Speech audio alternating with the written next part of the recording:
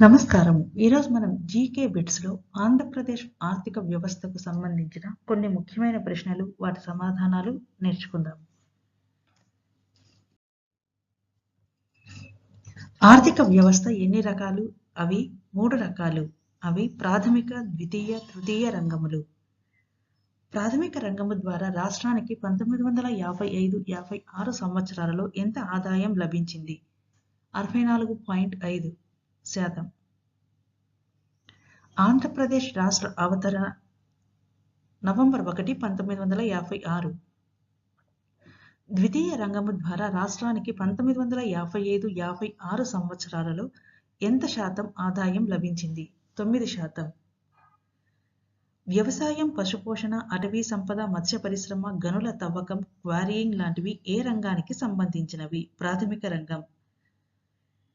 ప్రభుత్వ, ప్రైవేటు సంస్థల సేవలు, ఇళ్ల స్థలాలు, రైల్వేలు, తంతి తపాలా, గోదాములు, వార్తా సంబంధాలు, వ్యాపారం, బ్యాంకులు, రక్షణ, విద్య, ఆరోగ్యం, బీమా సంస్థలు ఏ రంగానికి సంబంధించినవి? తృతీయ రంగం.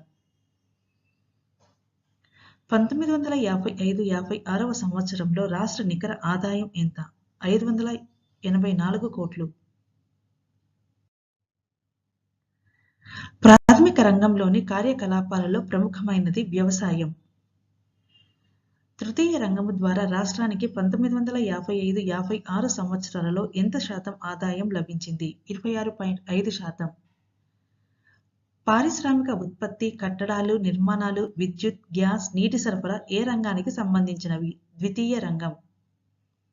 భారతదేశంలో తూర్పు తీర ప్రాంతంలో వెలిసిన ఆంధ్రప్రదేశ్ ఎన్ని కిలోమీటర్ల పొడవున సముద్ర తీరం కలిగి ఉంది? 974 కిలోమీటర్లు. 2007 జూలై 21 హైదరాబాద్లో ప్రధానమంత్రి డాక్టర్ మన్మోహన్ సింగ్ సమక్షంలో జరిగిన సమీక్షా సమావేశంలో ఆంధ్రప్రదేశ్ తీర్మానం దీని పేరుతో దేని ప్రారంభించారు? జాతీయ ఆహార భద్రతా మిషన్. 1951లో ఆంధ్రప్రదేశ్ జనాభా 3.11 కోట్లు ఉండగా 2000 నాటికి ఎంతకు పెరిగింది? 7.57 కోట్లు. 1956లో ఆంధ్రప్రదేశ్ జనాభా ఎంత? 3.36 కోట్లు.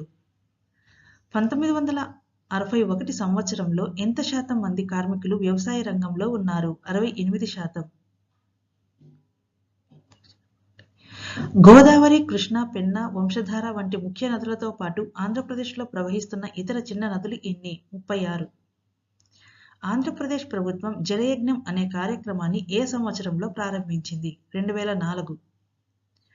ఆంధ్రప్రదేశ్ విద్యుత్ మండలిని ఏ సంవత్సరంలో ఉత్పాదన సంస్థ అనగా ఏపీ జెన్కో, సరఫరా సంస్థ ఏపీ ట్రాన్స్కో అనే 2 సంస్థలుగా విడగొట్టారు? 1999. భారత రాజ్యాంగంలోని 45వ ప్రకరణ ప్రకారం 6 నుంచి 14 సంవత్సరాలలోపు బాలికలకు ఏ విద్యను అందించాల్సిన బాధ్యత రాష్ట్ర ప్రభుత్వానిది? నిర్బంధ ఉచిత విద్య.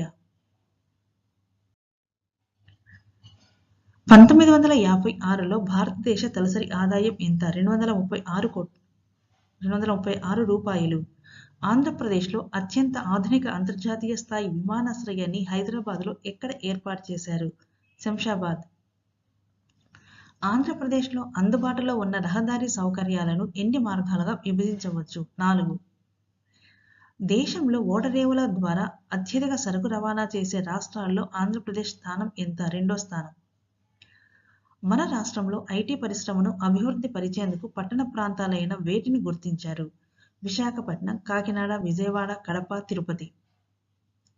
ఆర్థిక వృద్ధితో పాటు ఆర్థిక వ్యవస్థలో ఎటువంటి మార్పులు జరిగితేనే ఆర్థికాభివృద్ధి సాధ్యం? నిర్మాణాత్మకమైన.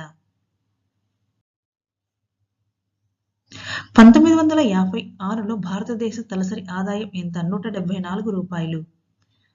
పారిశ్రామిక వాణిజ్య వినియోగానికి ఎంత శాతం విద్యుత్ శక్తి వాడటం జరిగింది? 65%.